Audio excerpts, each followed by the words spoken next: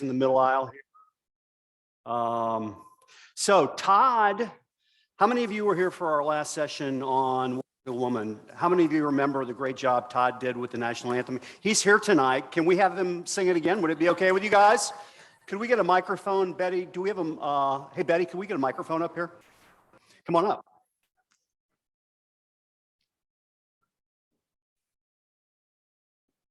Thank you so much. I never used to sing until my mom lost her memory, and I found out she remembered the words to these old tunes, and it's something we could do together. So. Please stand if you're able. Yes. Y'all beautiful voices.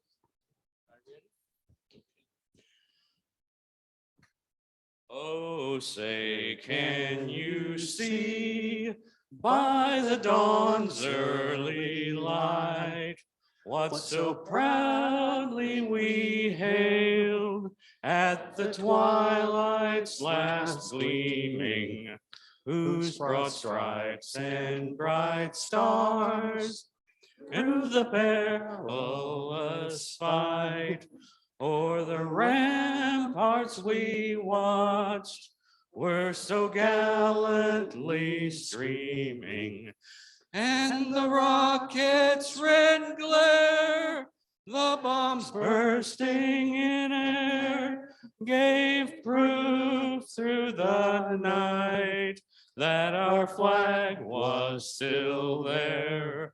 Oh, say, does that star-spangled banner yet wave o'er the land of the free and the home of the brave? Let's thank Todd. Thank you so much. Thanks for joining us again. Thank you. Great seeing you again. Wow. Just a few things before we get started tonight. We've got a busy night. Remembering you're in a speak freely zone. You should be able to say anything you want when you're here, according to our friend Vivek. And I want to thank the team. Please thank everyone on the list. Betty Overstreet, our executive director. Barb Horwitz, I saw here tonight. Karen Cartier, Barb's right over there. Karen, and let's give them, and John O'Neill, let's thank them, our board members. So we'll pass the hat in a minute. Remember, Empower You is a free university. If you can kick in a couple bucks, that's always a great thing and very much appreciated. We will pass the red bucket. Those on you that are online tonight, welcome. We are so glad to see you. If you want to go to empoweryouamerica.org, you can just hit the donate button. If you want to throw in a few bucks, that would be great. So just a message, our studio is opening September 20th for our 24th semester, and we hope to see you then. So we had a PG Sittenfeld sighting today. My daughter called me from East Walnut Hills. I don't know if I told my wife. Let's give my wife a round of applause. She's here tonight, cheering us on. And he was sighted jogging in East Walnut Hills, and my only message to PG is run, PG, run. So he is out and about. And a message about our great program on Saturday. It's going to be a 6-hour program Saturday morning. We've sent out a few emails on this. We have 41 kids signed up for a 6-hour class to learn the Constitution. 22 adults are signed up, and the great people of Empower You have donated $1,200 in gift cards to go to the 41 students if they make it through the 6 hours. So that's a great thing. Thank you so much.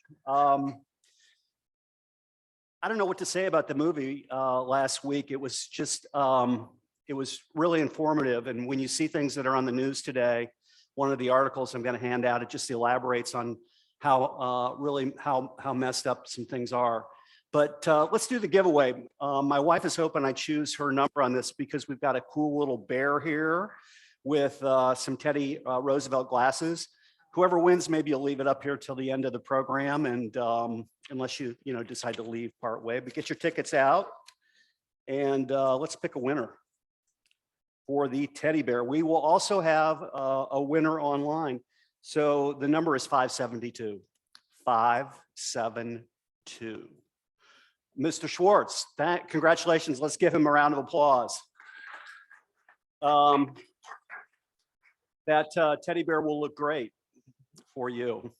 The person online that we're going to announce the winner in a minute, one of Teddy Roosevelt's most amazing adventures, we'll talk about it near the end, was when he decided to take a tour of the Amazon River in South America towards Brazil. It's kind of an interesting story, and whoever we pick to win the online portion tonight will win this book called The River of Doubt. So we'll announce that soon. 3 required reading articles for you. You can pick them up today. I could have picked 10 articles. This was probably my favorite, not my least favorite really, called Woke Insanity, where a woman from the University of California said that only women can, said that Josh Hawley was transphobic because he stated that only women can get pregnant. That's a good article. There's so many other articles that are interesting in the news, the Sri Lanka mess, the Netherlands mess that are caused by climate change and trying to move too fast on that. And there's a wild article about Oregon where I had a chance to visit a few years back about the White House suggesting that dams be breached out there because of endangered salmon, which would really kill the energy situation out there and cause real supply chain issues. All those are on empoweryouamerica.org if you want to read them under tonight's class. I encourage you to. Our last class of the summer will be, actually we've got 2 classes, will be next Wednesday night. The Rise of India, John O'Neill and Leanne Cartier will be doing that. They're both here. I look forward to that presentation. And I sent them an article I saw today that said within, you remember how many years that said, John? For the population?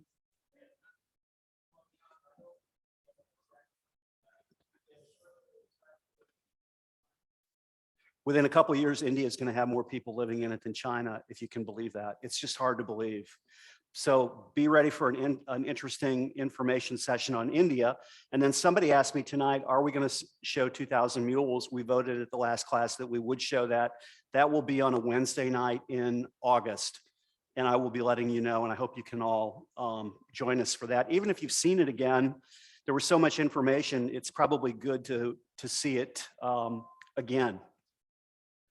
So I'm so pleased tonight to have John Cooper here, who's the executive director of Valley Interfaith, which is just an incredible organization that's not far from here. I'd say it's 3-4 miles from here. It's in Laughlin. And it's an incredible resource that provides emergency resources through its food pantry and clothing and housewares outreach and social support and partnership. And John, I've just known him for a while. We've supported Valley Interfaith through our Fill the Truck donation and through other things. And he sent things around sometimes. And he's going to tell you a little bit about Valley Interfaith, which many of you brought school supplies for tonight. Thank you so much. If you forgot to bring them or couldn't, and you want to drop them off at Frame USA, please do that. And it will go for a great program he's going to tell you about. And I think John's also going to share a fun little story he shared with me. So let's welcome John Cooper, everybody. Come on up, John.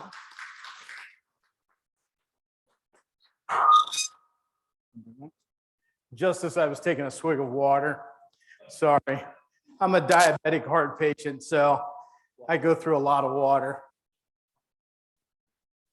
Thank you, Dan, very much for inviting me here. I actually pay attention to what's going on with Empower You. I learned about it about 4 years ago. Becky was on our board, and I saw a flyer, and I attend some of these meetings too.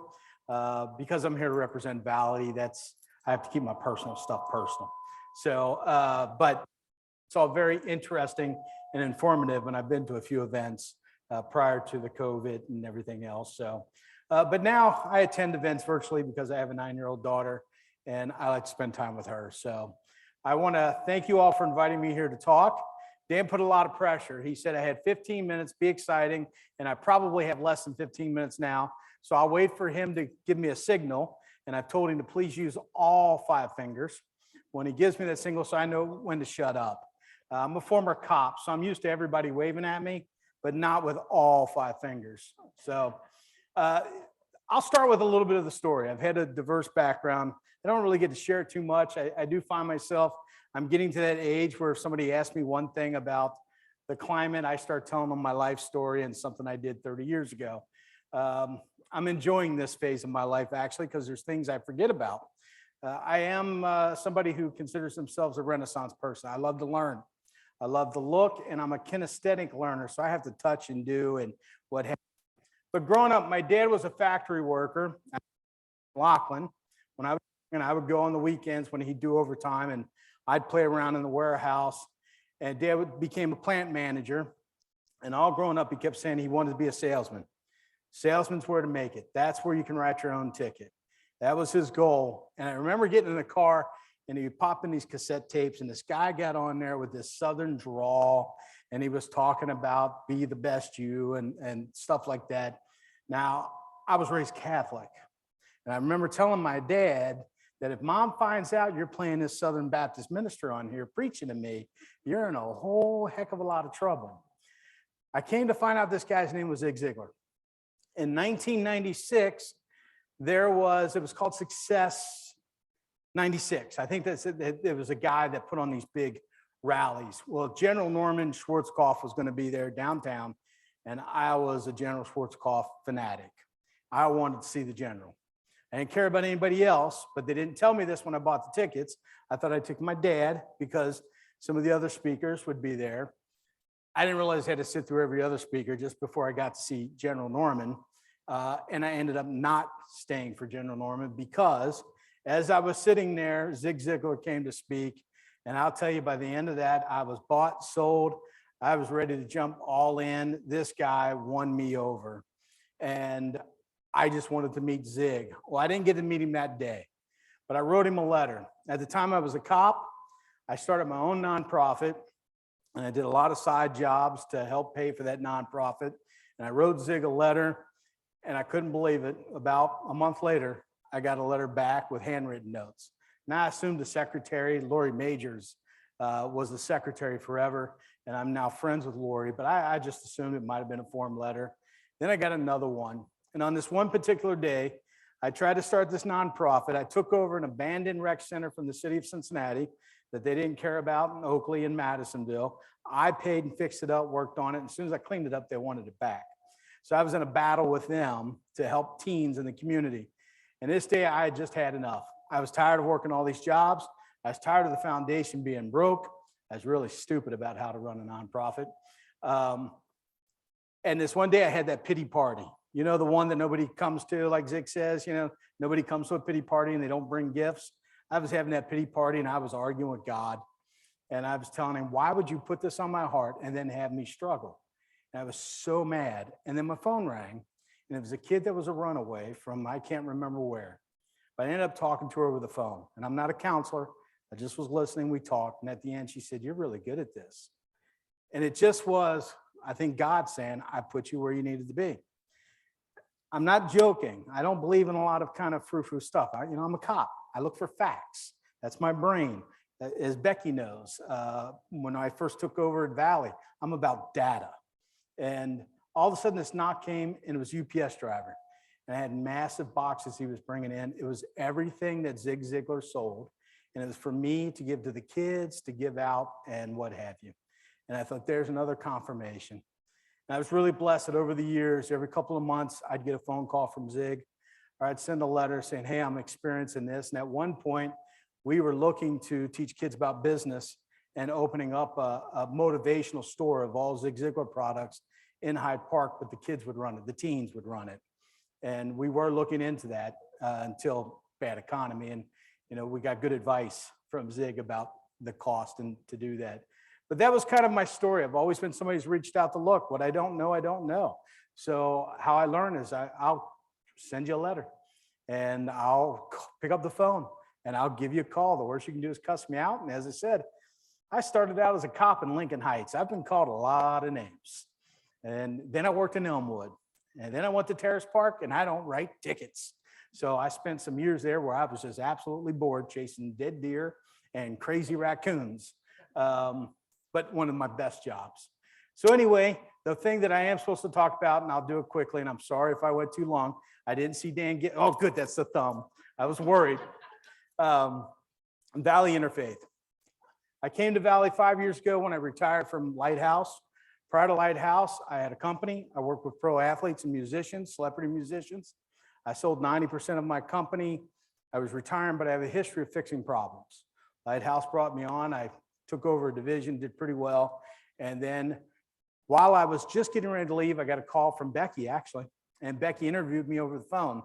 And then a couple months later, she goes, "What the hell did I do?"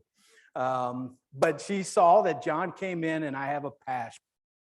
Not always agree with what I'm doing, but I have a vision and I have a passion. And my passion is I'm not trying to adopt people in need. I'm not looking to be the foster dad of everybody out there in need. What I am, helping hand for people who want something better to move forward. For those who can, disabled, elderly, fixed incomes, there's a limit with what they can do. They can't educate themselves out of things, can't work themselves out of, but the group of people who can, I want to help them. And so when I took over at Valley, we started to change the paradigm to start getting people, okay, you come for food, but let's use food for an engagement tool. That's how we learn about, well, why are you here? It's because you're an addict. Let's get you addiction help. Are you mentally ill? Services.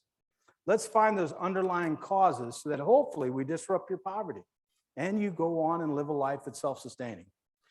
Now, I will tell you, when we got there, we were doing pretty well financially. It was a struggle. Every year, you'd end up at zero, starting all over. And I even said, "Becky, what the hell did you do?" But we had a plan. I'm very, in 2019, not only did we get BBB accredited, first time in our history, I've maintained that accreditation. I also won the Torch Award for Marketplace Ethics last year, which for me is a real big badge of honor. It's the only trophy I've kept because there was a lot of work that had to go into to kind of make sure that our finances and stuff were up to standard. We made it through COVID. We ended in the black, starting to build an endowment, and we have an operational reserve, which we didn't have before. And we're making progress, but we're also trying to disrupt. And we were doing pretty good until COVID. And then we were doing really great. We made it through COVID. I think I had 3 days to celebrate, and then the economy. We're doing it right now. We're riding it, but most of our donors have kind of stopped because everybody's afraid of what will happen. But thankfully, to good stewardship prior to me, good stewards during my term, we're going to hopefully ride out this storm. So tonight you brought gifts for kids. Yeah, one way to end generational poverty, which is what we see a lot, families coming to us, is education. We want to take the burden off the parents so they don't have to worry about, I don't have enough money to buy you a backpack or some school supplies. So we now, and Becky started this program. I don't know if you started it. Becky ran it for a long time and would serve 11, 12, 1,300 kids. And we took that foundation of what Becky had done. And last year, over 2,000 students were served in Hartwell, St. Bernard, Elmwood Place, all of Laughlin schools, and Lincoln Heights, which is our primary area. And then we'll open it up for anybody outside of those areas when we have enough supplies. This year, our goal is, again, 2,000 students. We provide a PPE for all the schools, and we provide enough extra supplies, because I went to the schools and said, they all have those cash boxes for pencils and paper. I'm going to take care of that for a whole year. I don't want any kid to have to buy this, and I don't want any teacher going into their pocket to buy supplies for kids. So the deal is you sign a contract, these kids get it for free. And with that, I saw Dan, but I really do want to thank Dan.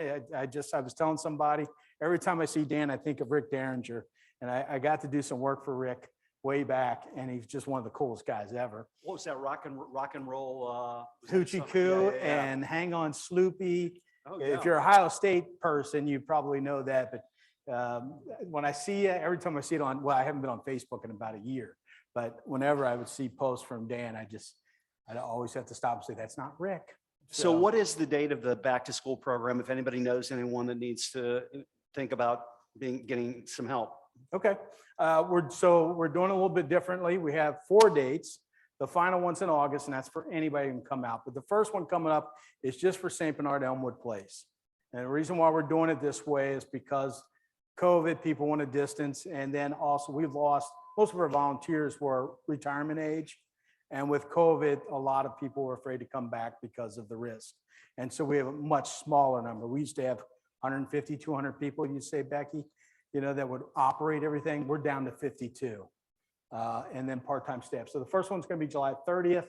And then I don't want to tell you the next dates, but vicrc.org is the website that has it, because I'm going to screw it up if I tell you, but it's every Saturday through August. And we'll put the website on we'll put the website address on under tonight's class. So let's thank John for coming in tonight, Thank you everybody. all. Thank you so much. Great to see you again, John. Thank you. Thanks. Have a great night.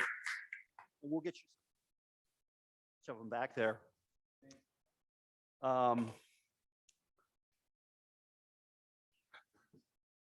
And I'm pleased to tell Wesley, who's online tonight, that you're the winner of the book River of Doubt. So Wesley, we will get that to you. Congratulations.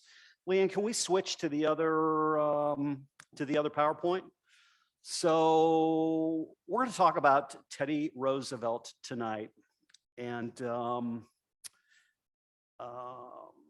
we'll get going in just a second.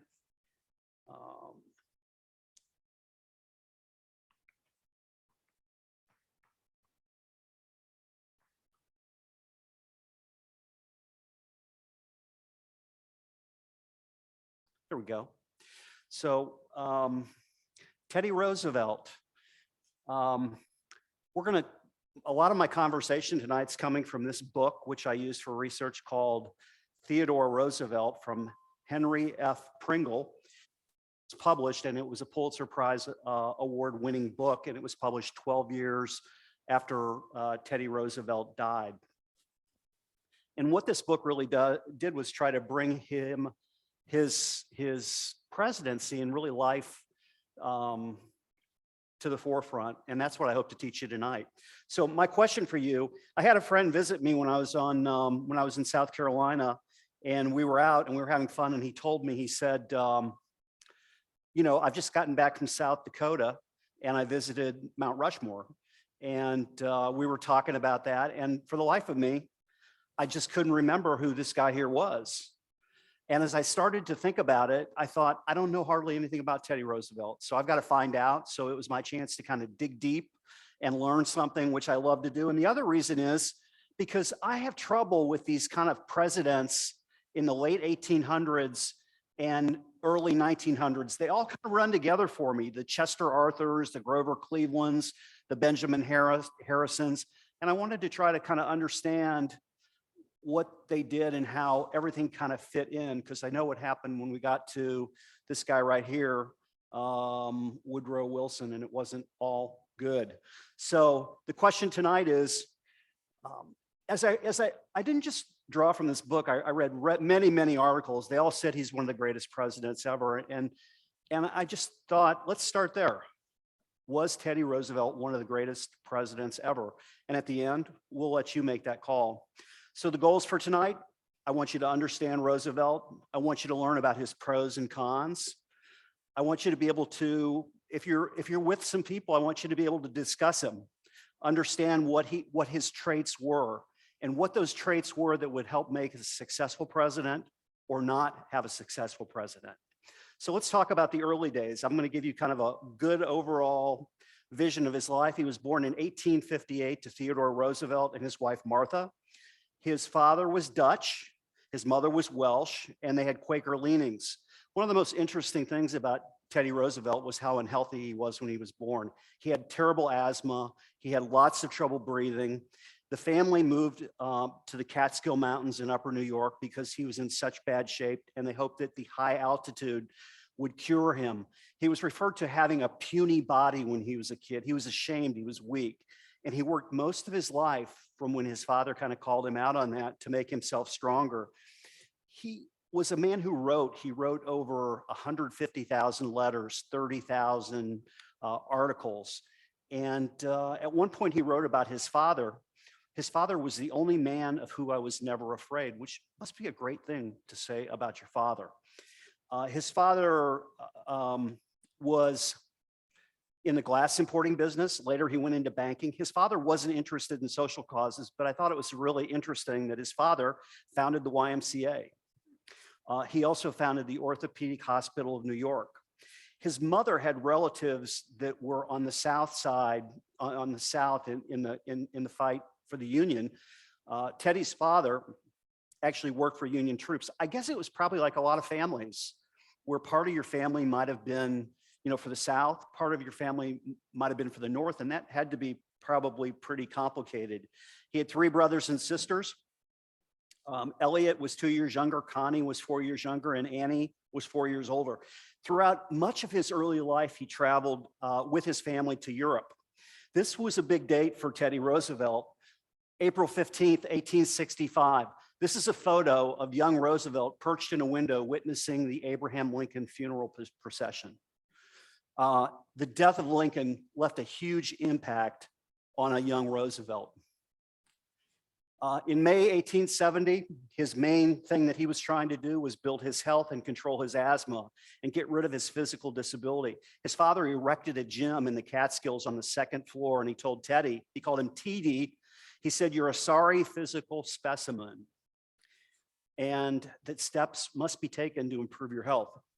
His father told him, "You have the mind, but not the body." And hours were spent, mostly what he loved to do was box on the punching bag. He was also working the horizontal bars, and he took boxing lessons. He actually started to see some success in track meets. And this is where the family lived. If you kind of know what Manhattan looks like, this is Manhattan right here. And the family lived in Oyster Bay, which my guess is, I'm not positive, but maybe an hour and a half from Manhattan. And he really lived there. Their early house was in Oyster Bay, and this was his later house, which I'll show you a picture of later. He had a serious handicap. He just had bad eyesight. He had trouble seeing. He'd been struck in the eye when he was boxing. His eye had hemorrhaged. It wasn't like he could go to a good eye doctor. They didn't really exist back then. He wasn't really able to get fixed.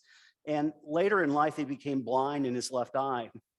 He didn't tell anybody about that. And it's said that no more than 6 people knew about that in the country. But looking at him, the pictures you've seen, the pictures you'll see tonight, you'll see that his eyesight was just off a little bit, I think. His family continued to travel, and the area Roosevelt loved to visit the most was Germany. He developed a real love for the Germans, and as he became president, he had a real relationship with the Chancellor of Germany, Wilhelm. And I think he must have developed that because of how much he liked going to Germany. That was the German Kaiser Wilhelm, who he said was a very able man. Teddy used private tutors. He enjoyed history. He was smart enough, he could do 3 years and 2. And really all the kids that were around him went to Harvard, where he went. He entered Harvard as 1876. He was a true man. I appreciate when he said he obtained little from Harvard. He said it's a dreary place. It's a mere apology for a university. All his peers went there. He didn't smoke or drink. He did chew tobacco. His appearance started to change in college. This is where he started to get the pronounced teeth that you kind of think about, and his jaw got older. But he was a kind of a strange fish, a fish in a strange pond. He didn't like the teachers. He fought with them. Once again, he wrote to his mother, "Beloved mother, I have never spent an unhappy day unless it was my own fault." What a nice thing. I'd ask my wife, has anybody ever written you anything like that? But while in 1878, he met a girl in Boston, a cousin of a classmate whose beauty had come to his attention. Her name was Alice Hathaway. And Teddy let it be known that this was the girl that he would marry. His first interest in politics, 1876, Rutherford B. Hayes and Samuel Tilden. Student sentiment was behind Hayes, who was a proponent of civil service reform. He would go to fight bosses in New York, and he offered Roosevelt's father an appointment as collector of the Port of New York, which was a very important job. As a boxer, Roosevelt's goal was to win the championship of boxing in Harvard. He wanted to be boxing champion. He entered at the 135 division and won his first match, but in the second match, he got drilled. And the New York Times reported, and I think this is probably kind, they said he suffered heavy punishment. Boxing was always important to him. He would always figure out a way to get it, whether he was when he was governor of New York or when he was in the White House. And it wasn't always appreciated by everybody, but it was really important to him. This relationship with Alice Hathaway, he said, see that girl, I'm going to marry her. Alice was a little repelled by Teddy, and Teddy's cousin helped him, constantly taking him over to see Alice. The courtship continued in 1878 and 1879, and they were married in 1880. Teddy was only 22, Alice was 19. After marriage, Teddy decided to take up the law. He joined the Republican Club, traveled to Europe. They traveled to Europe together, and he returned home and ran for state legislature. Can you imagine, at the age of 23? At the age of 23, he was already assemblyman in the 21st District of New York. Alice didn't like his politics. They weren't married long at all before tragedy struck. Teddy was at the assembly. Alice was going to have their first baby. He came home to see the baby, to his house, and he found his mother and Alice, they were both sick. At 3 a.m. that morning, his mother died of typhoid fever. Can you imagine this? At 2 p.m. the next day, his wife died of Bright's disease, which was a kidney disease. Roosevelt told his brother, there's a curse on this house. I have to get away. On February 16th, he buried his mom and wife. On February 20th, he was back in Albany working on his business for the legislature. And he never spoke really ever again about his marriage to Alice.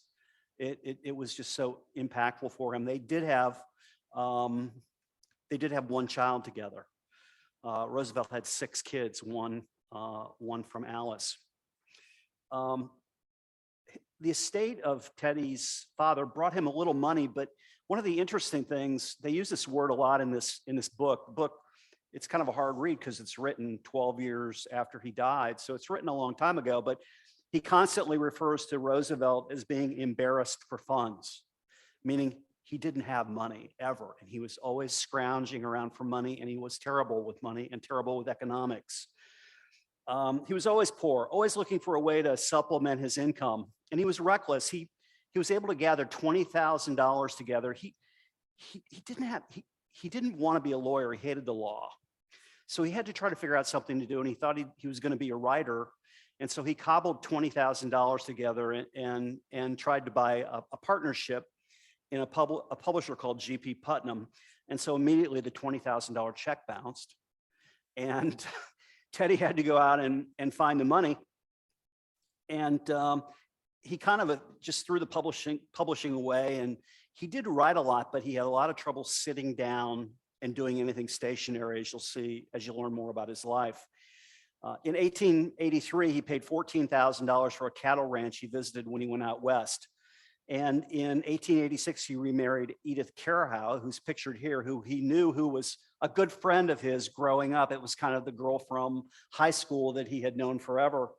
And they had 5 kids plus the earlier child that Alice had.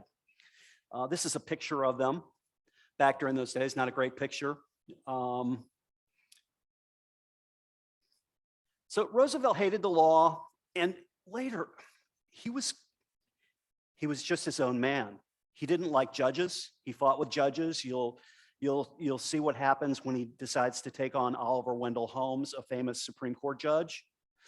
He hated the Senate, especially. He thought the Senate was a worthless body of politics. And so he got into politics at the age of 22. He made a speech or two, and everything in politics, surprise, surprise, was about patronage, who you know, what you did for them. And but he was endorsed by some civic organizations, and he had a nature of standing for the people. That was his big thing, doing what's right for the people, whatever party. And he took a kind of controversial position for free trade, which wasn't popular back then at all. His first speech in 1882 got the attention of the New York Sun. They said Roosevelt was a striking exception to the usual young reformer. This is at age 20, 1882 minus 57, 25. People began to kind of assimilate around Roosevelt. at his assembly position. They started to join him. They wanted to be on his team.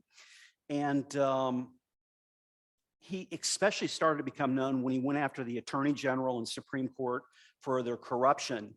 And the New York Post declared Roosevelt accomplished more good than any man his age, which I think is pretty good.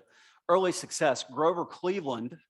So let's see here. Grover Cleveland, if we look on this list, was number 22, 1885 to 1889. So Grover Cleveland was on 4 years, then Benjamin Harrison took over and Grover Cleveland then came back.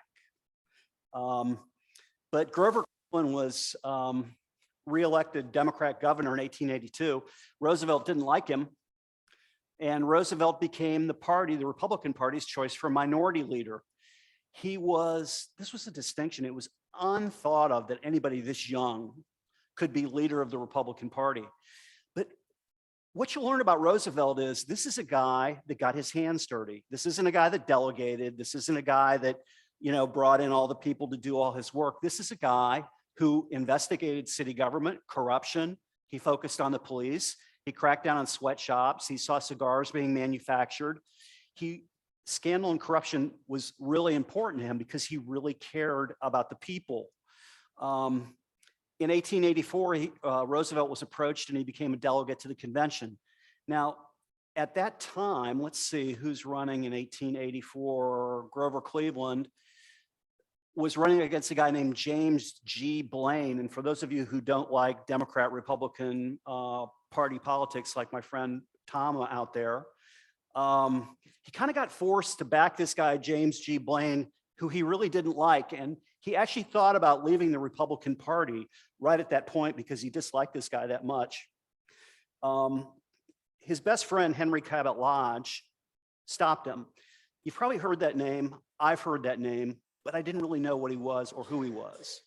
Well, what he was a Republican statesman from Massachusetts who became a very important US Senator. Cabot Lodge was tight with Roosevelt throughout his entire life.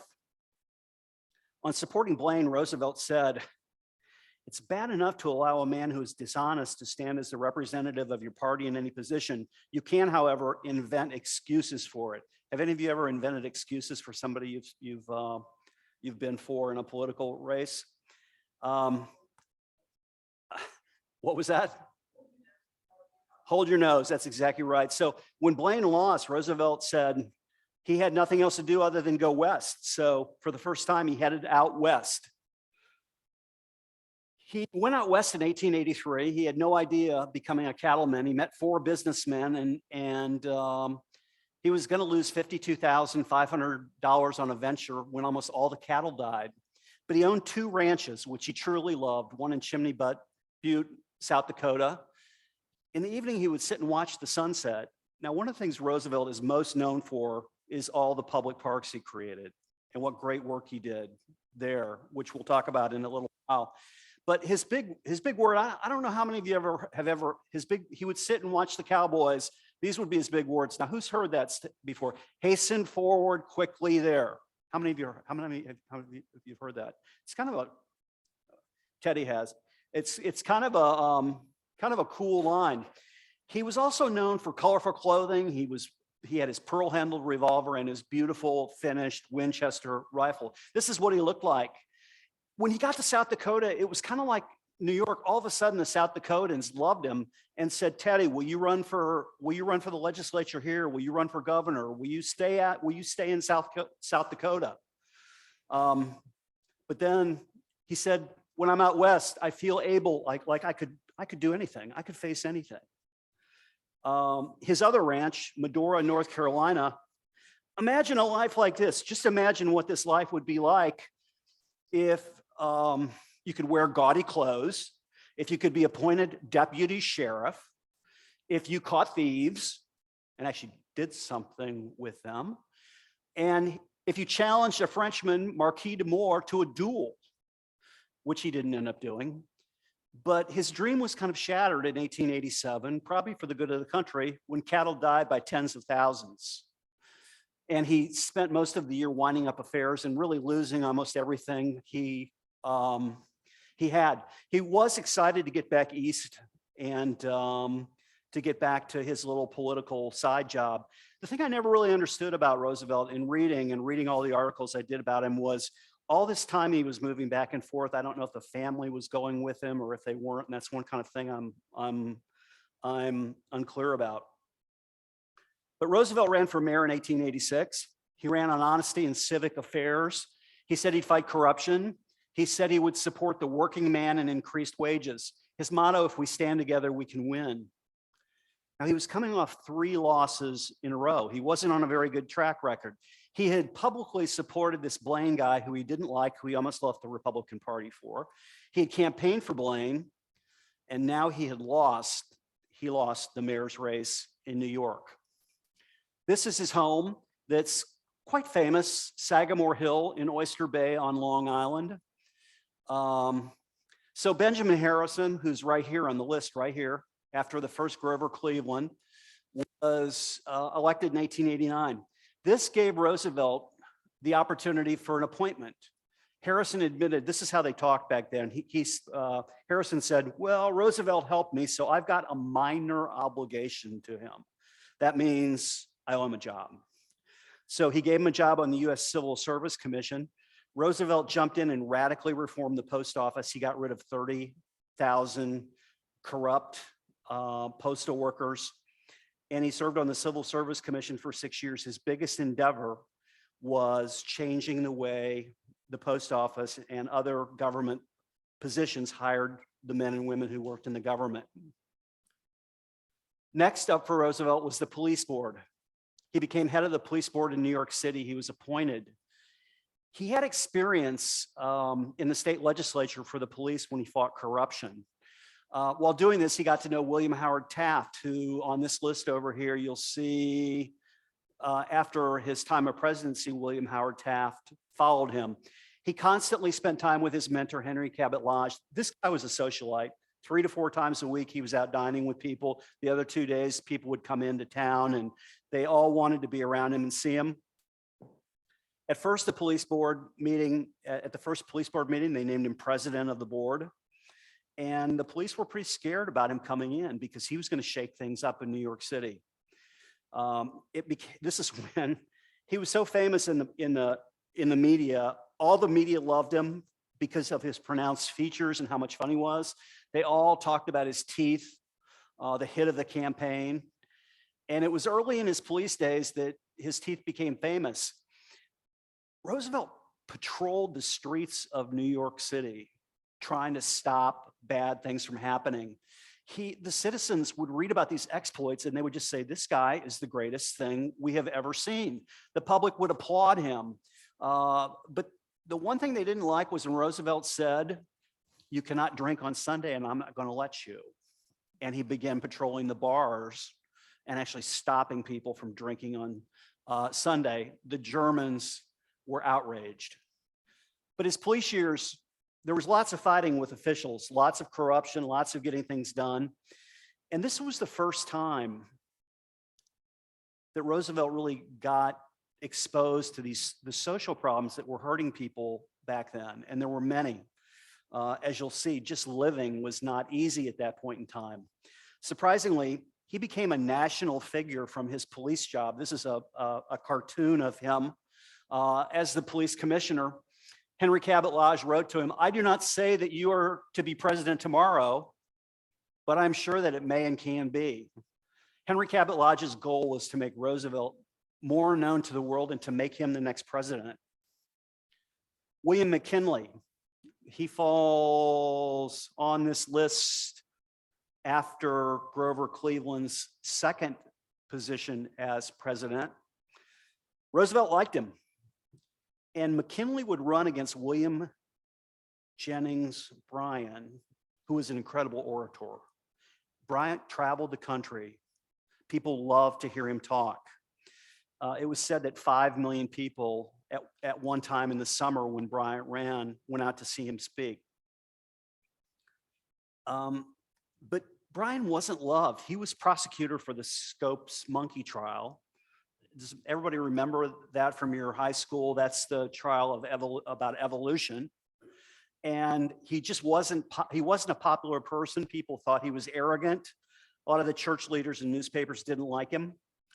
So the party came to Roosevelt and said, Roosevelt, we need you to go out and talk against Bryant. And he said, I'll do it.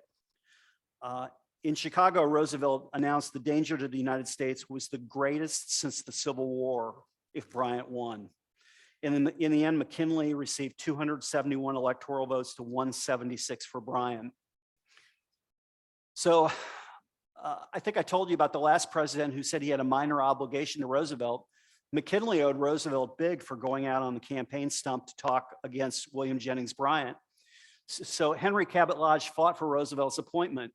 McKinley was concerned Roosevelt loved war. That's something over and over and over again that comes out that you'll see.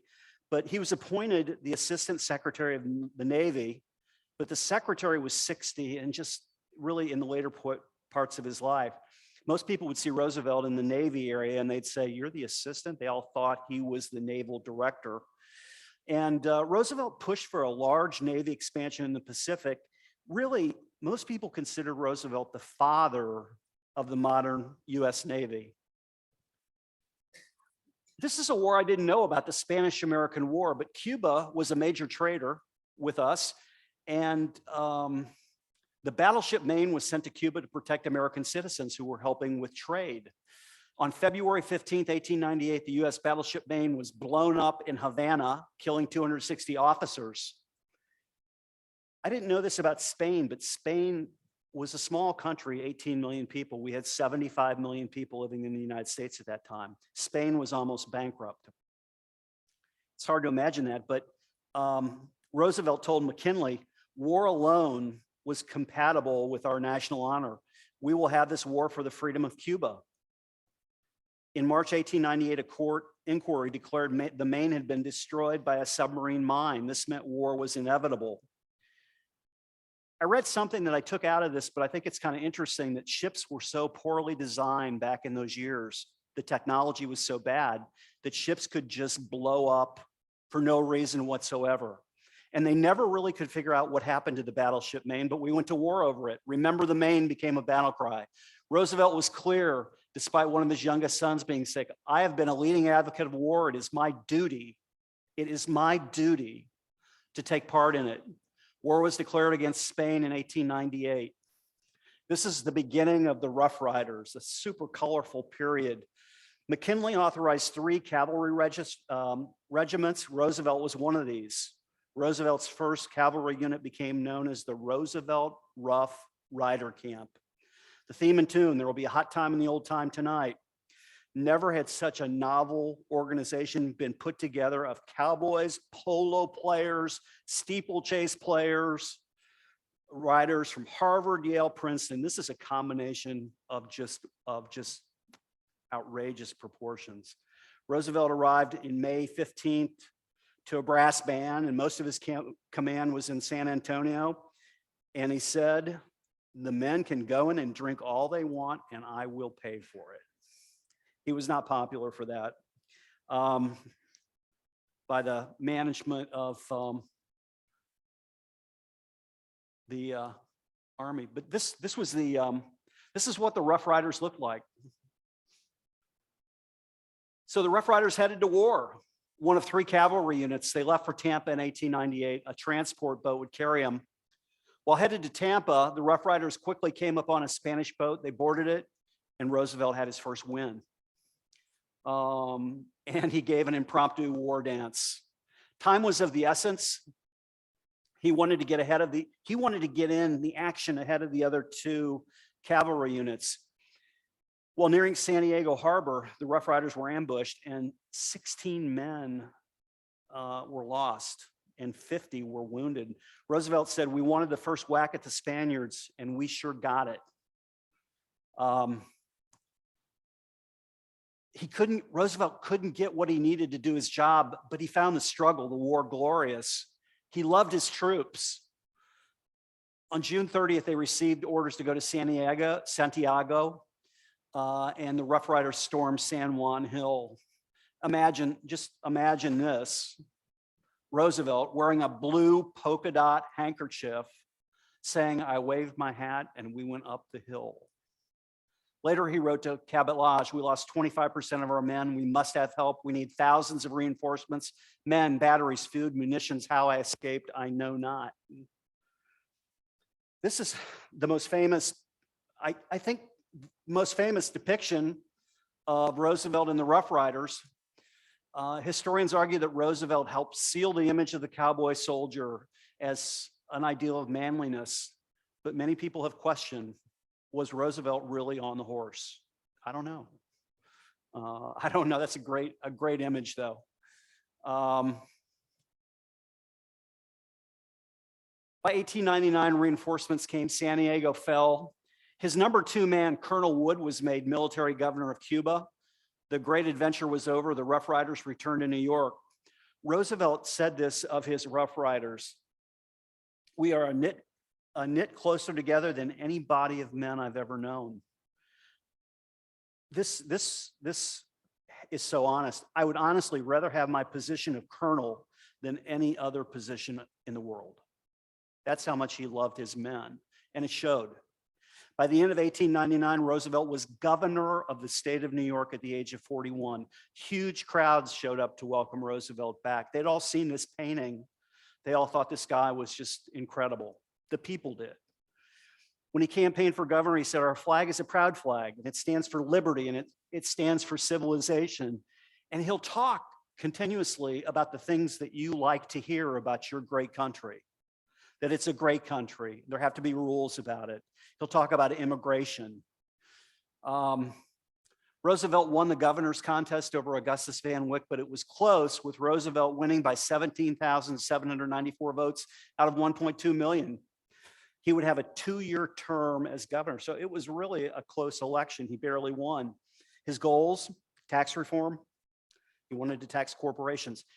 Back then, there were such huge corporations, and there were very few of them. They were monopolies, and they could just beat up whatever other group of people that would try to get into business or go up against them. He wanted an improved civil service law. He wanted economy in the law. He wanted reform of the municipal machine in New York, and he wanted integrity in New York. Those were his goals. Roosevelt was interested in a second term of governor of New York, but he knew William McKinley would be nominated again for president in 1900.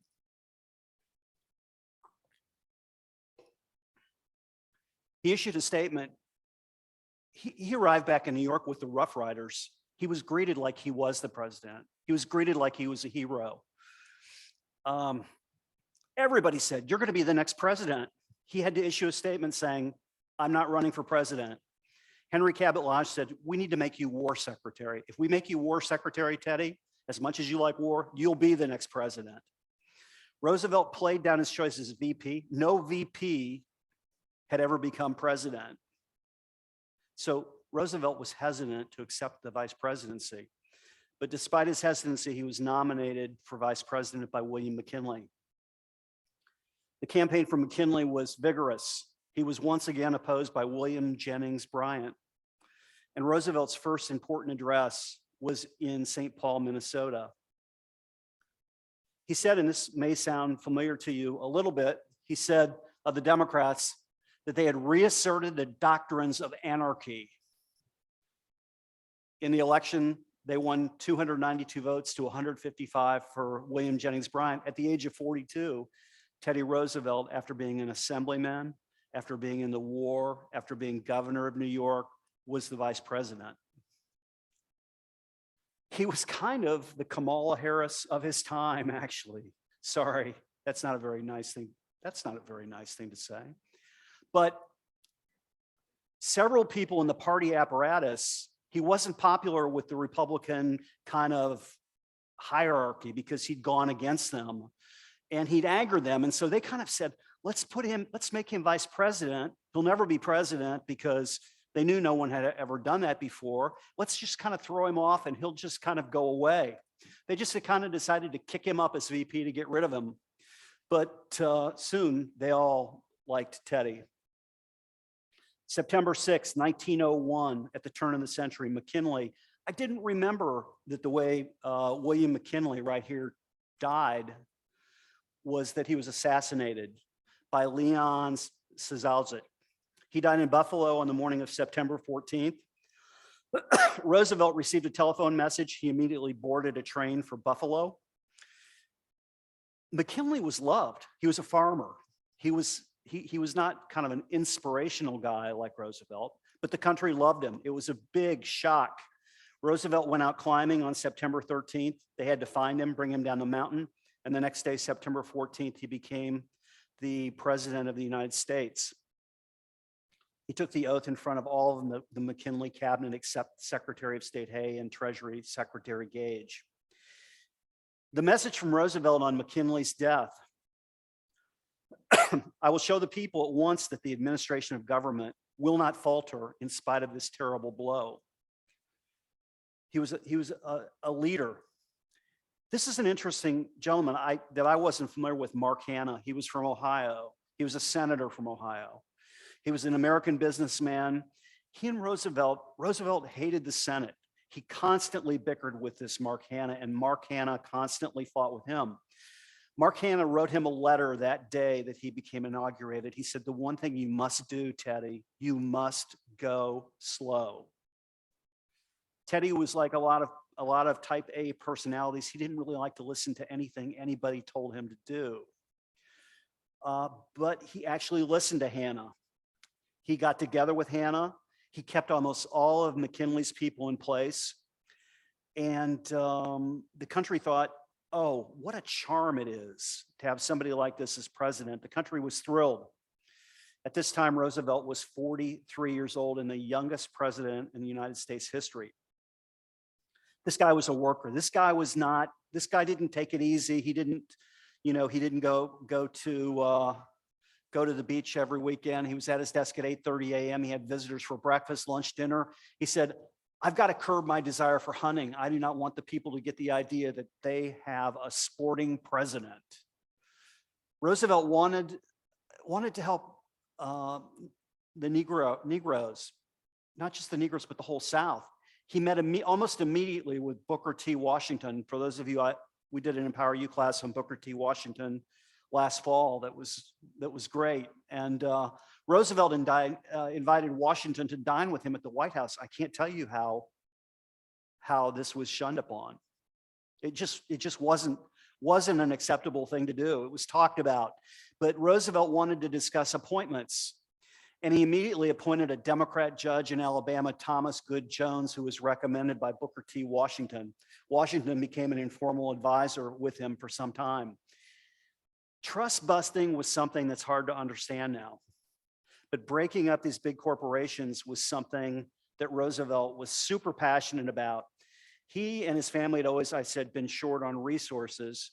But in Roosevelt's eyes, the total absence of government control had led to just an overwhelming growth of a few corporations. These corporations were the big ones: U.S. Steel, the railroads, the American Sugar Company.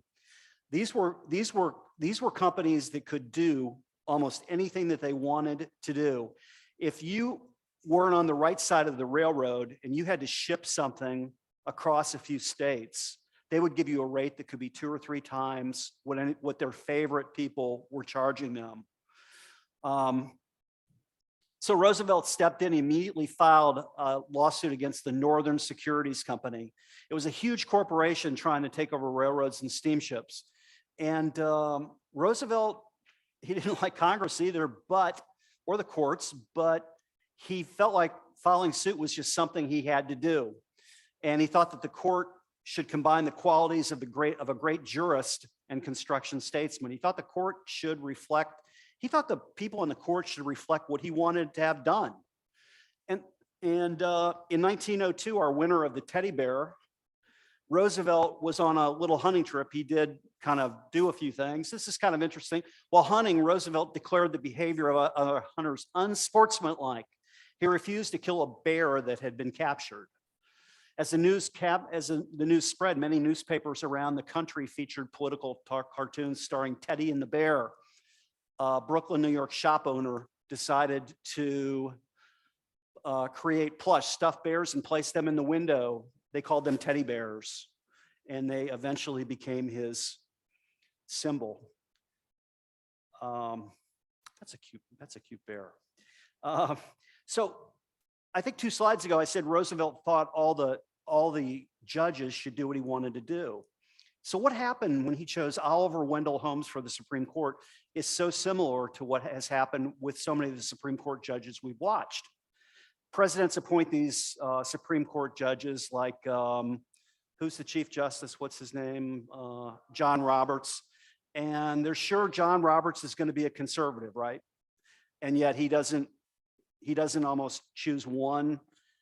He doesn't hardly go on conservative for any side. So Roosevelt picks Oliver Wendell Holmes, one of the most famous Supreme Court justices from 1902 to 1932, is sure that he'll vote his way against these big corporations. Wendell Holmes' first decision against the Northern Security Company, he votes immediately against Roosevelt. So it's very similar to our world that we've got now, where these judges just do exactly what they want to do. At that point in time, when they won the case, but when Wendell Holmes voted against Roosevelt, Roosevelt's friend Henry Cabot Lodge sent Roosevelt a newspaper clipping about how the Emperor of Korea had abolished the Supreme Court in Korea and said, maybe this should be an idea. So we complain about our presidents now who want to be executives and all the executive orders and everything they do. And I understand that complaint, but this same dynamic was going on with a very new, strong president. He wanted to run things. He wanted to run them his way. He was going to be into work early. He was going to work for the people and get things done. And if it had to be run through Congress, he was worried about it not going well.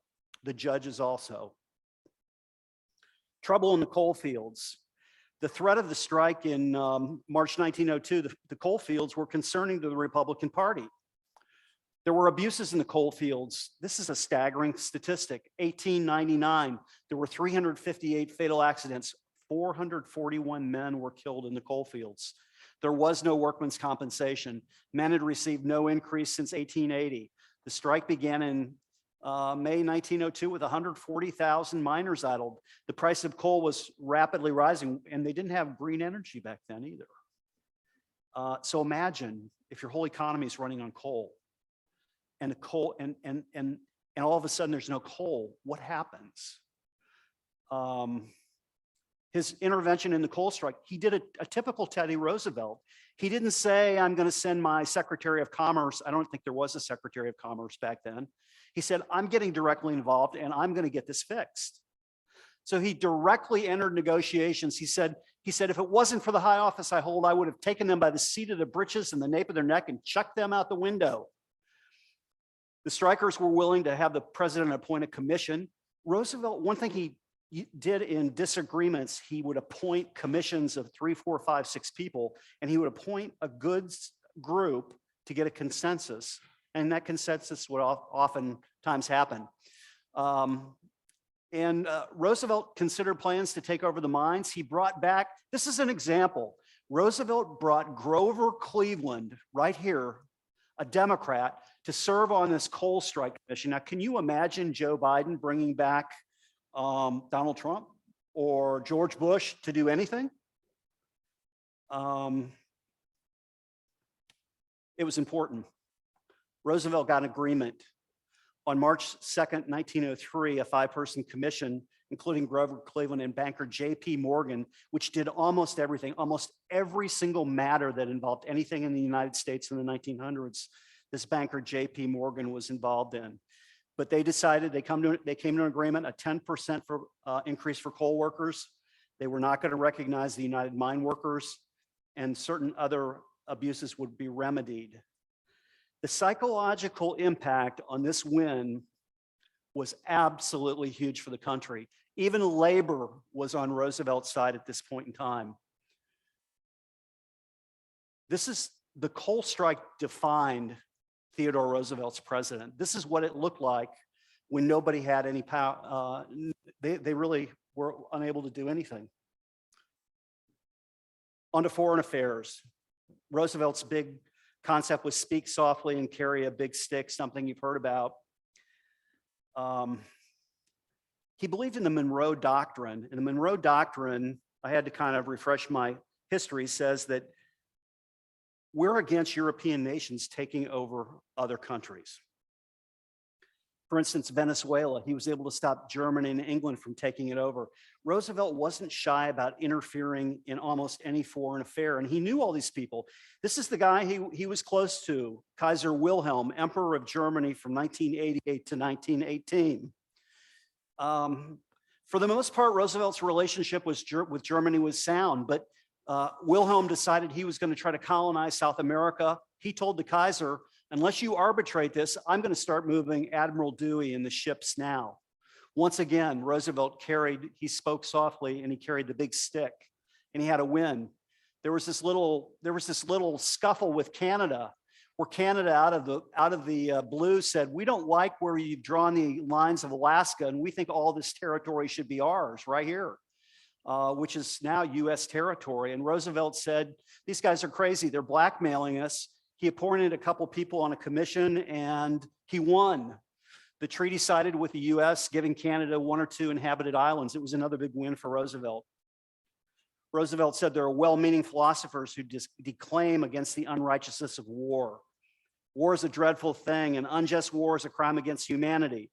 The choice must ever be in favor of righteousness, and every effort must be made to avoid war. Next, Panama. One of the things that was most incredible considering the time was a canal. Roosevelt, when he was fighting in the Spanish-American War, had to get a ship. He had to get a ship of supplies and he had to take it all the way around the southern tip of South America down here. He learned quickly how important a canal could be to the world. He said, I insist that a canal be absolutely in our control. People in the Senate didn't want it to be done in Panama. They wanted it in Nicaragua. So what Roosevelt did, he wanted it to be in Panama. So he had this Frenchman design a postage stamp with a volcano on it. There was a big volcano in Nicaragua that had erupted. And Roosevelt thought, if people see these volcanoes erupting all across their new canal, they're not going to want it in Nicaragua. So it was decided that the canal would be in Panama. On March 17th, 1903, we signed a treaty for $15 million in gold and an annual rental of $250,000 to be paid to Colombia. Colombia at the time was in control of Panama, the country of Colombia. Okay, let's see if I can get this back. Pardon me.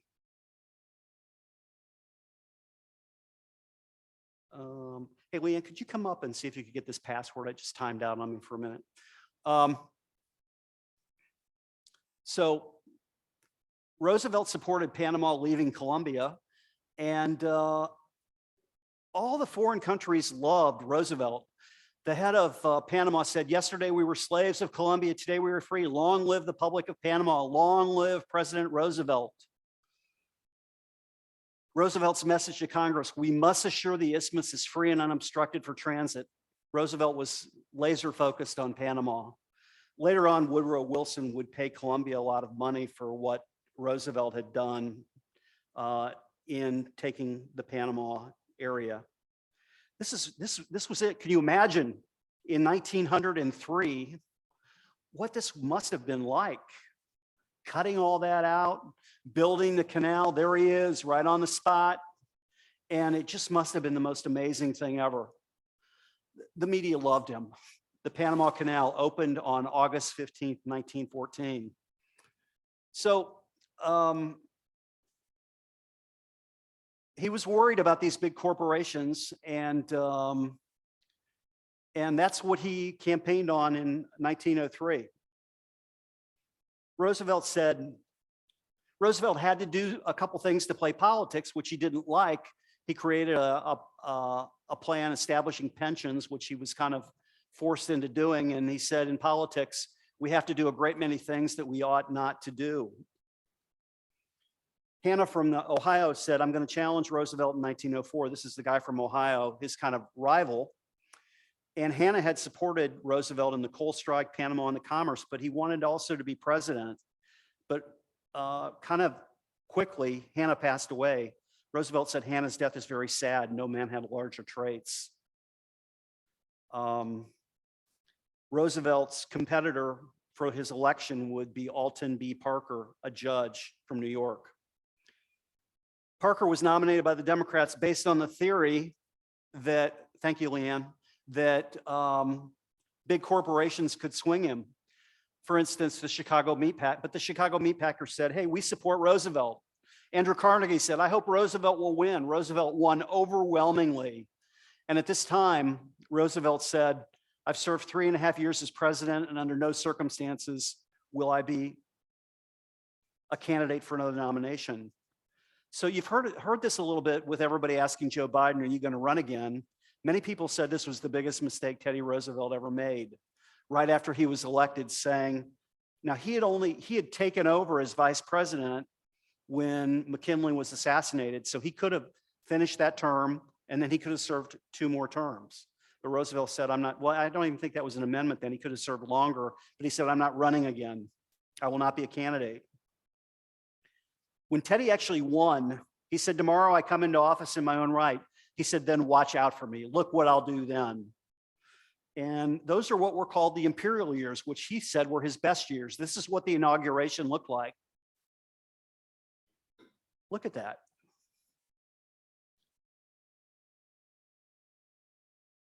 Isn't that something? Roosevelt's message, thanks to the giver of good. The Rough Riders were in his background when he gave his speech, his inauguration speech. He said railroads had to be regulated. He said workmen's compensation has to happen. We'll talk about that in a minute. Roosevelt paid tribute to the principles of Lincoln, who he had saw at the funeral from that window I showed you. The Republicans were in the majority of Congress. This was Roosevelt's day. He was 47. And once again, there will be a hot time in the old town tonight. Roosevelt's inaugural words, towards all nations large and small, our attitude must be one of cordial and sincere friendships, but justice and generosity in a nation as in an individual count most when shown not by the weak, but by the strong. Immediately in his new term, almost bad stuff came up with Japan and Russia. Roosevelt was most alarmed by Japan and Russia. On February 1904, Japan attacked the Russian fleet. Roosevelt sent a letter to his son, I think the Japanese will whip the Russians. In essence, the United States, England, and Japan were kind of in an alliance against Russia.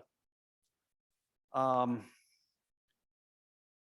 Roosevelt was able to get together, negotiate a peace treaty with all of Russia and Japan that allowed him to win the Nobel Peace Prize. And it was, once again, him personally injecting himself in the situation that allowed that to happen. This is something really curious, but I think it's something you'll be interested in 1906, California and the Japanese. You hear about how the Japanese were treated in World War II, how they were put in a pen in California and segregated. But in 1906, anti-American riots broke out in Tokyo. 5 Japanese were killed in the US. And the school board of San Francisco said, we're not going to allow kids in San Francisco that are Japanese to go to any of our schools. It made a major, major news. Roosevelt announced that troops would be used if necessary to bring California to terms. He said, we're not going to have a state discriminate against a group of people like the Japanese. There were riots against Japanese shopkeepers while this was happening. Roosevelt, in his message to Congress, demanded that California protect the rights of the Japanese. And so he immediately sent a voyage of naval ships around the world to show the US was ready for anything. Kaiser Wilhelm, Roosevelt's friend, came to him in 1907. He warned Roosevelt that war with Japan was certain. Apparently, a Japanese diplomat had drank too much, and he had told the Kaiser that Mexico was filling up with Japanese, that they were distributing themselves around the country as laborers and farmhands. There's no doubt they are soldiers. War is imminent with Japan. Taft and Roosevelt made plans to step up their defense for the Philippines, Hawaii, Guam, and the West Coast. Roosevelt said the most important service that he could render is peace. And so Roosevelt sent ships to show the Japanese that he meant boss, that he meant business.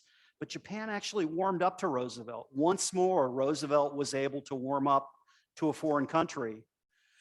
And it even got to a point where the Japanese said, your boats are welcome to visit our shores. It was kind of amazing, really. Railroads, they were a constant problem. On the regulation of railroads, we must have legislation. He wanted a commission to be given the authority to fix rates that were unjust. And he said, we've got to have a moral standard. Roosevelt had indictments on railroad officers that had given unjust rebates to packing concerns. The whole meat packing industry was a mess. Standard Oil, Roosevelt went after Standard Oil. On a vote of 346-7, the House of Representatives passed a bill for railroad regulation. And Standard Oil was fined $29 million, which at that time was just a huge amount. At this time, this was the time of a term that was invented during Roosevelt's years, muckraking. It involved Upton Sinclair's book, The Jungle, which discussed the filth, disease, and carelessness in the packing industry. Roosevelt said, I read the book. He was behind the passage of the meat inspection bill. He said, we must not only do justice, but we must be able to show that we are doing justice. We must not only do justice, but we must be able to show that we are doing justice. He set up national forests in Crater Lake, Oregon, Wind Cave, South Carolina, Sully's Hill, North Dakota, Mesa Verde, Colorado, and Platte, Oklahoma. He proclaimed 4 new national monuments. He said, this is the property of the people. This is the property of the people. The banks. This is J.P. Morgan. I told you he was involved in almost every single thing in the government. On October 22nd, 1907, word came out that the Knickerbocker Bank couldn't meet its obligations. J.P. Morgan was asked to prop up the bank. Morgan said, I can't go on being everybody's goat. He didn't help, but there was a run on banks, of a few banks. Roosevelt told his Treasury Secretary to inject 25 million. 4 banks failed. You probably have not. At least I hadn't. Roosevelt thanked all the splendid businessmen who acted in such wisdom and public spirit. The truth of the matter was Roosevelt didn't understand economics. He didn't understand finance. It really shook him to the core. It shook him to the core. Also in 1907, Roosevelt, and do we have the sound turned on for this? Roosevelt discussed immigration, I'm sorry. In the first place, we should insist that if the immigrant who comes here in good faith becomes an American and assimilates himself to us, he shall be treated on an exact equality with everyone else. For it is an outrage to discriminate against any such man because of creed, or birthplace, or origin. But this is predicated upon the person's becoming in every facet an American, and nothing but an American. There can be no divided allegiance here. Any man who says he is an American but something else also is not an American at all. We have room for but one flag, the American flag. We have room for but one language here, and that is the English language. And we have room for but one sole loyalty, and that is a loyalty to the American people. Theodore Roosevelt, our 26th President of the United States. If an immigrant assimilates himself to the U.S., he shall be treated as an exact equality basis as everyone else. But this is predicated on the person becoming in every fact an American and nothing but an American. There can be no divided allegiance here. We have room for but one flag, the American flag. We have room for but one language, the English language, and we have room for but one loyalty, and that is to the American people. Why don't we hear that? I don't know. It's pretty amazing. I'm running a little late. I'm going to have to skip over that. On feminism, I found this interesting. Roosevelt's dissertation at Harvard. Actually, I have to tell you about this case. It was an amazing case, really not amazing, but it really showed his spine. There was a group of white infantries that arrived at an army post, and they were angry that there were Negroes in uniform. There were 160 of them. Roosevelt dishonorably discharged all 160 of them, and he was just universally beat up over it. But in all honesty, it was politics. He was worried about the Negro vote, but most of all, he was worried about doing the right thing. Something he did over and over and over again. On feminism, he had written his dissertation at Harvard about it. And he said a son should have no more right to inheritance than a daughter. He was a champion of equal rights. On reading, Roosevelt was an omnivorous reader. He could read in big gulps, plays, poems, essays, books.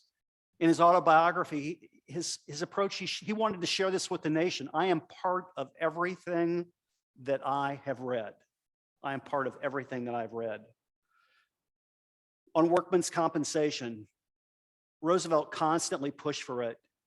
When people said, Teddy, this will hurt businesses, he said, the business that will be hurt by the movement for honesty is the kind of business which in the long run, it pays the country to have hurt.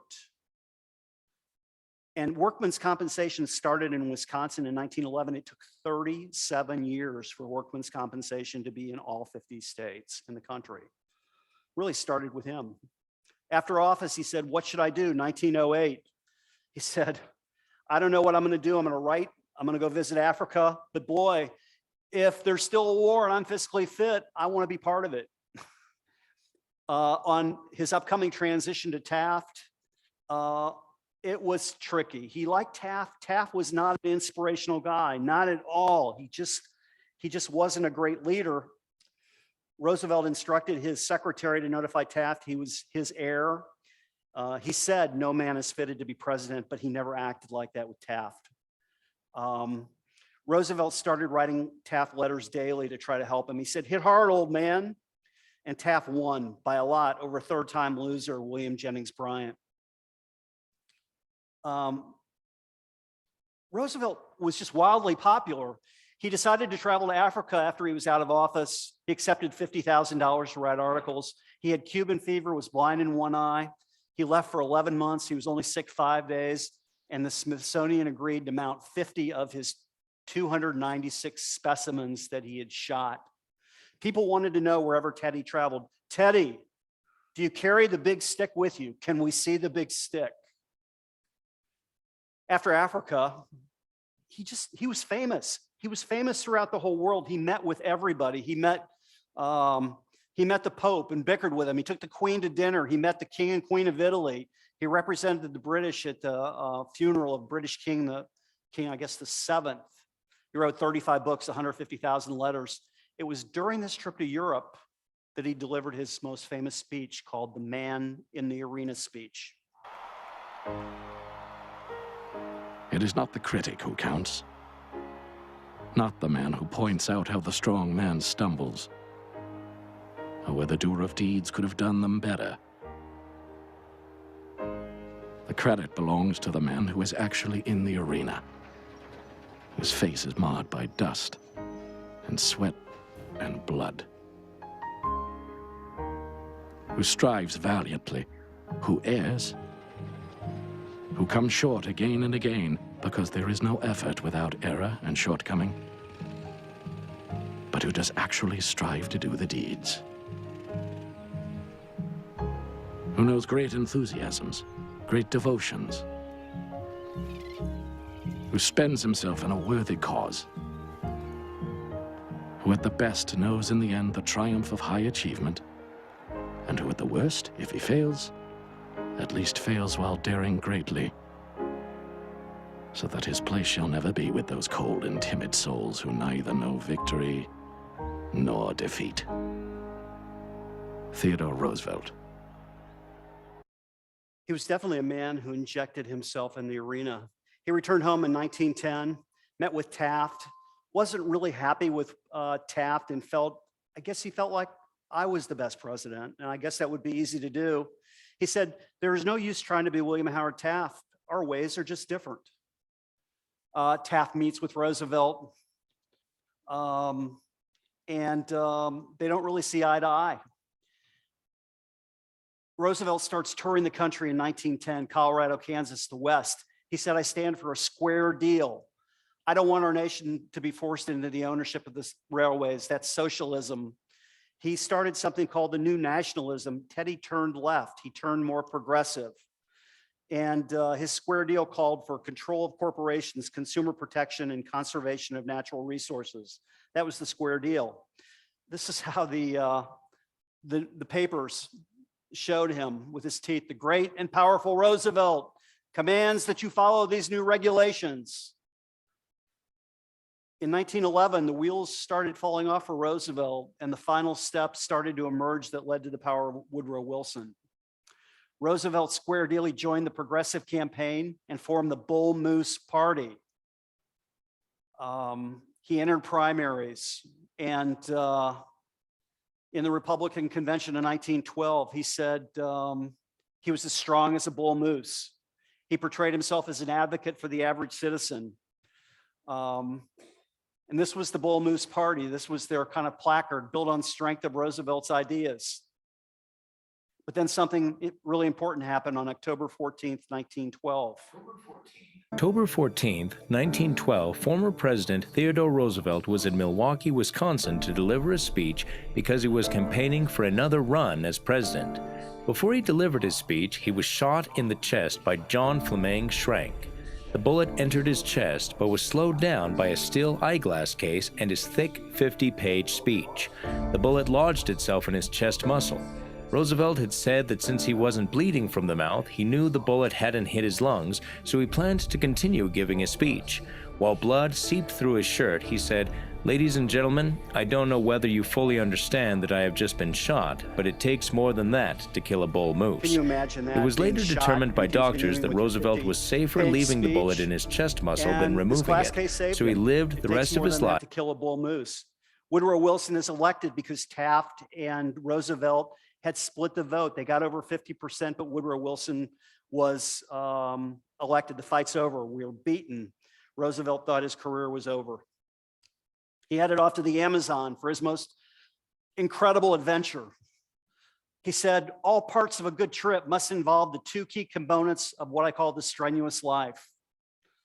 And those two key components are, I'll get to that. He set out on Brazil for something called the River of Doubt. This was his last chance to be a boy. He took his 23-year-old son, Kermit, with him to travel to Brazil. He said, people said, you're old, you can't go on this trip on the Amazon. He said, if it's necessary for me to leave my bones in South America, I'm quite ready to do so. In late 1913, he got going after his speaking tour. The trip lasted 2 months. Half of the group's pack animals died from exhaustion. By the time they reached the River of Doubt, they lacked supplies. They had to reduce their crew to 22. He had a run-in with wildlife. A snake snapped at his leg. There were rapids. He had to shoot the white water or carry his canoe on the back. Somebody drowned. This is what it looked like. The trip was perilous. Morale reached its low point in April when a porter was shot and killed by another Brazilian. Their clothes were rags. Roosevelt became delirious at one point, telling his son, after he lost 1/4 of his body weight, he demanded to his son, Kermit, leave me here to die. It was that bad. But with the aid of Brazilian pioneers, Roosevelt got through it. And isn't this just so typical? The Brazilians renamed the river the Roosevelt River. That's how much people loved Teddy Roosevelt. 1914, German army presses through Paris. Wilson doesn't want to quite declare war yet. Roosevelt's ready for it. He's ready to go. And in 1916, 1917, people said, hey, Teddy, we want you to run again. He was nominated for the Bull Moose Party, but he did not decide to run. Wilson narrowly won. At this point in time, war was inevitable. Roosevelt met with the Secretary of War, a guy by the name of Black Jack Pershing. He was 59 years old. He said, if we go to war, you've got to let me be in charge of a division. This is with one eye, really in bad shape. Black Jack Pershing said, he's a big boy. I was charmed by his personality. There's a sweetness about him that's compelling. You just can't resist this man. Roosevelt's sons fought, 4 of them fought World War I. In 1918, Roosevelt received a word that one of his sons had died. He said, both life and death are parts of the great adventure. Never yet was worthy adventure worthily carried through by the man who put his personal safety first. He got sick in 1918. He was treated for an abscess on his thigh and his ears at Roosevelt Hospital in New York City. He stayed there for a month, returned to Sagamore Hill. He was now deaf and blind. He spoke twice more. At 4 a.m. on January 5th, 1919, he went to bed and died, the cause of a blood clot. He was 60. Had he lived, people said almost surely he would have fought against Woodrow Wilson's League of Nations. His last speech, and yes, if the Republican Party wants me, and I can advance the ideas for which I stand, I will be a candidate. Impact of Roosevelt, he's regarded as the first modern president. He completed the transition in the United States to a strong, effective executive. He made the president, rather than the political parties, and this is really true, the center of American politics. The president endowed the progressive movement by trying to make society, I want you to read that, by trying to make society more fair, with economic possibilities for all Americans. He believed that government had the right to regulate business. He introduced charisma and enthusiasm. Teddy Roosevelt was the most popular president of our time. Many people have said they see a comparison between these two people. I don't know how you feel about that. And finally, Professor James of Harvard, in his book, The Powers of Men, summed up, he said, Roosevelt is like one of us. He's the Teddy to our nation. He's energizing. He talks about the principles of common sense, honesty, courage, energy, resolution, readiness. No man of a generation has used himself more effectively than Teddy Roosevelt. This is how historians rate Teddy Roosevelt throughout the years. 4, 4, 4, 4. What do you think? Was Roosevelt one of our greatest American presidents? Any thoughts?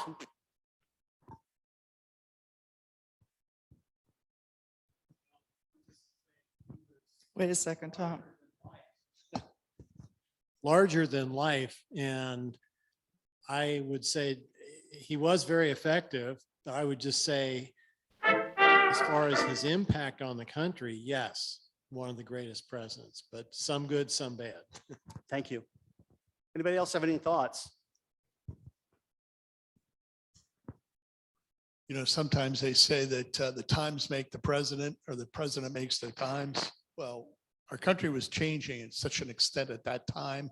He was the right man for that moment, because we went from agrarian to industrial. We needed somebody to take a firm hand and a big heart to take lead in the country, and he was the man for that moment.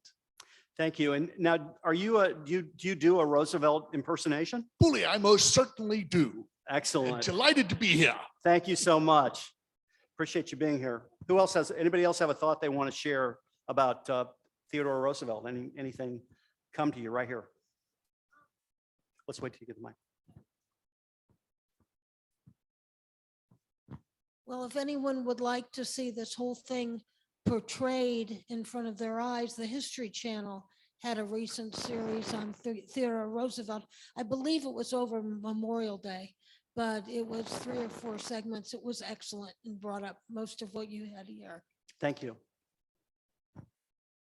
Anybody else have any thoughts they want to share? Appreciate you all coming tonight to Empower You. And I hope you can come schedule next week for one of our last classes, and that'll be on the rise of India, a very important country. Go out tonight and Empower You. Thank you, everybody. And don't forget your article back here. Thank you.